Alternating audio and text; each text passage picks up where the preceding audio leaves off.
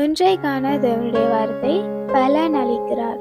சங்கீதம் 62 அதிகாரம் 12 சொல்லுது, கிருபையும் உம்முடையது ஆண்டவரே, தேவரீர் அவனவன் செய்கைக்கு தக்கதாக பலன் அளிக்கிறீர்.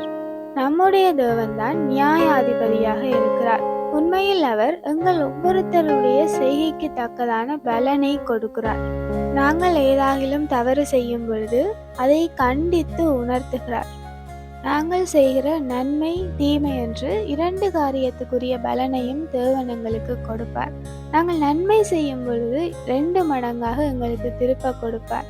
உதாரணமாக நாங்கள் யோபுட வாழ்க்கை எடுத்துக்கொள்வோமாக இருந்தால், அவருடைய வாழ்க்கையில் அவர் தேவனை தூசித்து போடுவதற்கும் பின்மாற்றமாய் போகிறதற்கும் 1000 வழிகள் இருந்தாலும் கூட அவர் அப்படி செய்யாதபடியால் அவருடைய வாழ்க்கையில தேவன் இரட்டிப்பான ஆசீர்வாதத்தை கட்டளையிடுகிறார்.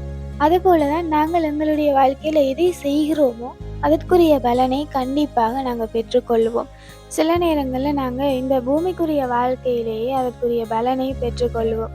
வசனம் சொல்லுது, நீதிமானுக்கு பூமியிலேயே சரி கட்டப்படும் என்று. ஆகையால சில காரியங்களுக்கு தேவன் பூமியிலேயே அதற்குரிய தண்டனைகளை கொடுத்து மனம் திரும்புவதற்கான ஒரு சந்தர்ப்பத்தையும் எங்களுக்கு உண்டு பண்ணி தருகிறார். தேவன் கிருபை நிறைந்தவர் என்றபடியால் எங்களுடைய தப்பிதங்களை அநேகம் தரம் அவர் மன்னித்து கொள்கிறார். எங்களுடைய செய்கைகளுக்கு தக்கதான பலனை தான் எங்களுடைய வாழ்க்கையில நாங்கள் அனுபவிக்க முடியும். நாங்கள் அதிக நேரம் தேவனுடைய பாதத்தில் அமர்கிறோமாக இருந்தால் அவ்வளவு அதிகமான ஆசீர்வாதங்களை பெற்றுக்கொள்ள முடியும். அதே போல நாங்கள் அதிகமான நன்மைகளை செய்கிறோமா இருந்தால் தேவனும் எங்களுடைய வாழ்க்கையில இரட்டிப்பான நன்மைகளை செய்வார்.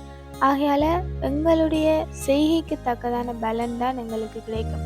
நல்லதை செய்வோமாக இருந்தால் நன்மையான பலனை நாங்கள் பெற்றுக்கொள்ள முடியும். Have a good day.